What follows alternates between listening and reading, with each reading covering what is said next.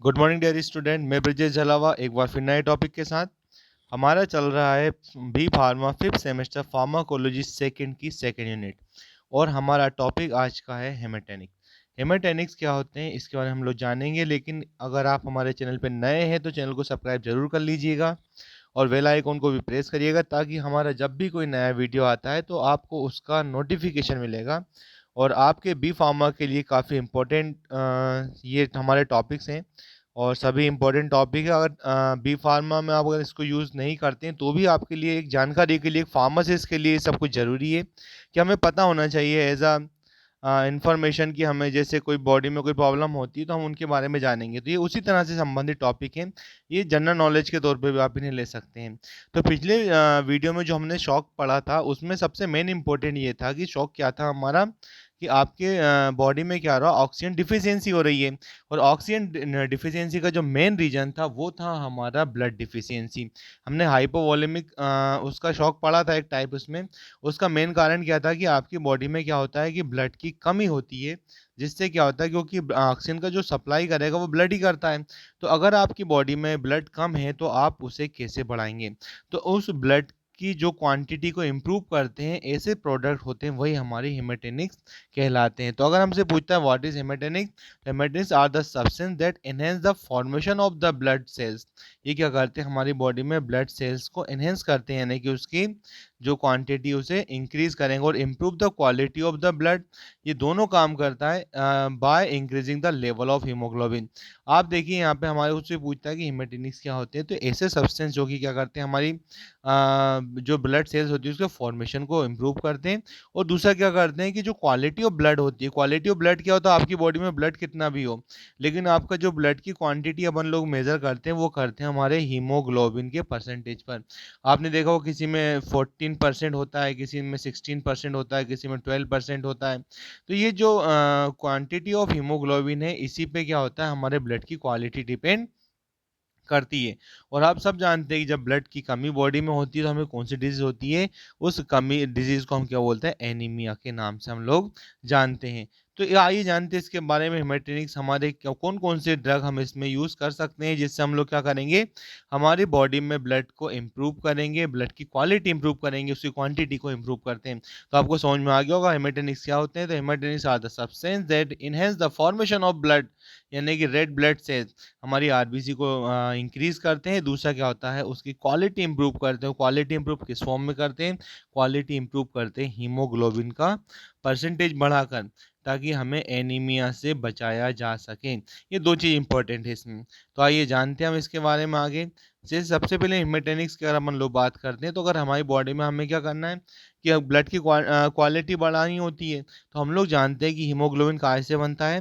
Haemoglobin बनता है हमारा आयरन और प्रोटीन से। हमारा काय से बनता है, आयरन और प्रोटीन से बनता है। तो यहाँ पे हम लोग देखते हैं कि हमें क्या, अगर हमें बॉडी में हीमोग्लोबिन कम है या ब्लड कम है तो अपन लोग क्या करते हैं, उसमें आयरन सप्लीमेंट लेते हैं। तो आयरन सप्लीमेंट की अगर हम लोग बात कर रहे हैं तो यहाँ पे क्या होता है, ये क्या होता है, इसेंशियल होता है काय के लिए, हीमोग्लोबिन के प्रोडक्शन के लिए इसेंशियल होता है। और आयरन डिफिशियंसी से क्या होता है, हमारे पास एक जो डिजीज एनीमिया होता है उसे बोलते हैं अपन आयरन डिफिशियंसी एनीमिया। ये कॉमन डिजीज हमारे पास होती है। इसको अपन बढ़ाने के लिए क्या करते हैं, जैसे कि फेरस सल्फेट, फेरस ग्लूकोनेट या फेरस फ्यूमेरेट या आयरन पॉलीसेकेराइड इसमें हम लोग यूज़ करते हैं। दूसरा अपना टॉपिक आता है इसमें, जो हम लोग ब्लड की अगर हमें क्वांटिटी बढ़ानी है तो उसमें आता है विटामिन बी 12। बी 12 का भी एक अपना रोल होता है, जो कि हमारी बॉडी में क्या होता है, ब्लड फॉर्मेशन में हमारी मदद करता है। अब ब्लड फॉर्मेशन में कैसे मदद करेगा ये अपने लिए होता है, जो हमारी आरबीसी होती है इसका जो प्रोडक्शन होता है इसमें एक इसका इम्पोर्टेंट रोल होता है। और इसकी जो डिफिशियंसी जो हमारे पास एनीमिया होता है उसे हम लोग बोलते हैं मेगलोब्लास्टिक एनीमिया। आपने एनीमिया के भी कई रूप पढ़े होंगे, जैसे भी हमने क्या पढ़ा इससे पहले, आयरन डिफिशियंसी एनीमिया।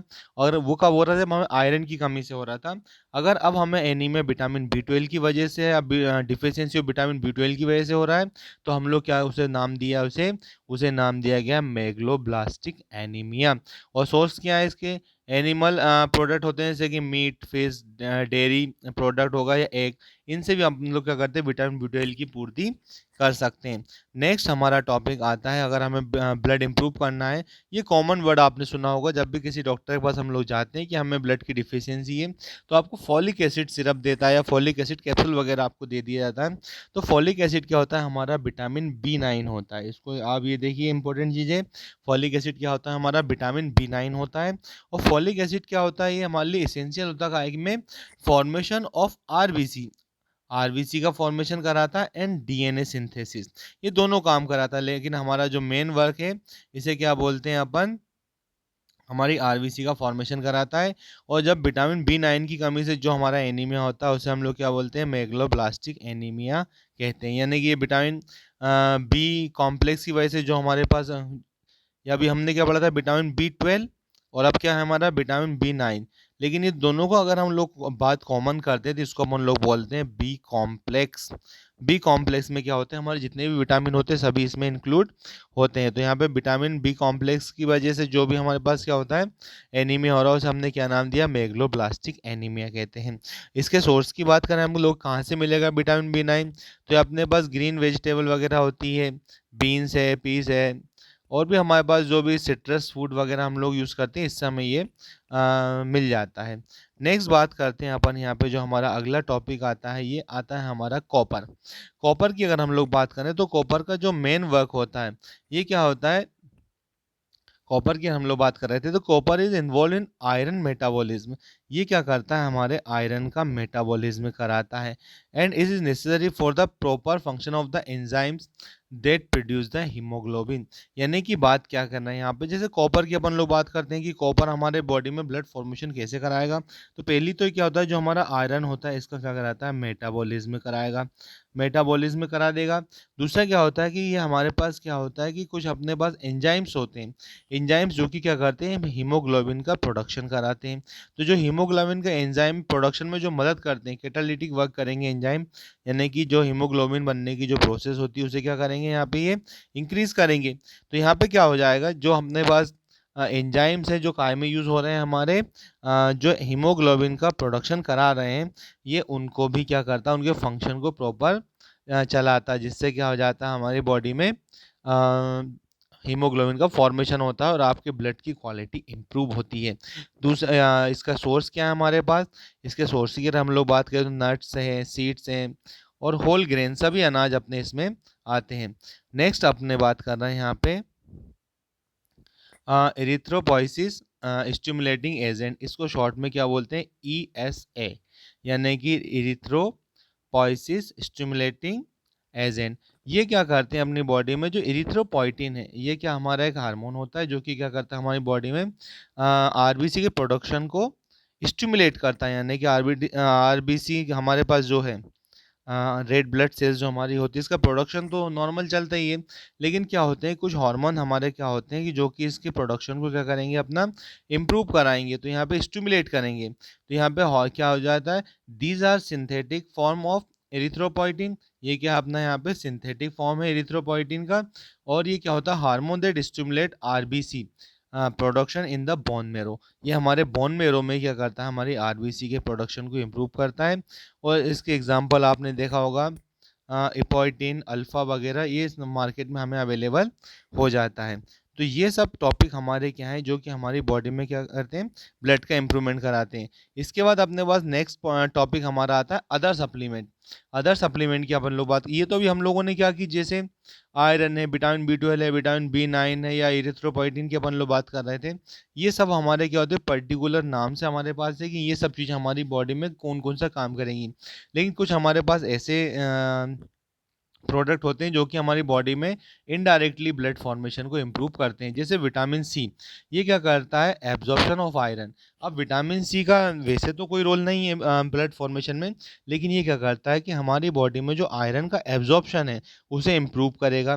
यानी कि आप अगर आयरन बॉडी में ले रहे हैं और उसका एब्जॉर्प्शन नहीं होगा और बॉडी से एलिमिनेट हो जाएगा, तो आपने आयरन तो लिया लेकिन वो आपके लिए यूज़फुल नहीं हुआ।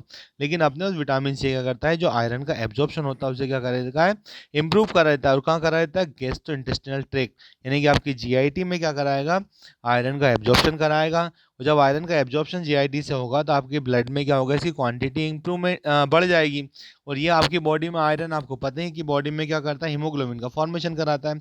उसी तरह हम लोग जिंक की बात करें तो जिंक क्या है हमारे पास? Play a role in erythropoiesis through its direct impact on anemia is less बात कर रहे हैं हम यहाँ पे pronounce the compare to the iron, folic acid and vitamin B 12, यानी कि हमारे पास यहाँ पे जिंक की अगर हम लोग बात कर रहे हैं तो जिंक क्या करता है कि डायरेक्ट तो जिंक का कोई रोल नहीं है हमारी बॉडी में ब्लड फॉर्मेशन में, लेकिन ये क्या कराता है कि जो अपना इरिथ्रोपोइटिन के बारे में अभी बार पढ़ रहे थे, इरिथ्रोपोइसिस वाली जो प्रोसेस होती है, तो ये क्या कराता है? Direct impact on anaemia is less pronounce compare in to iron and folic acid. हमारी बॉडी में जो हम लोग फॉलिक एसिड वगैरह लेते हैं उसका जो यूज़ हमारी बॉडी में होना चाहिए।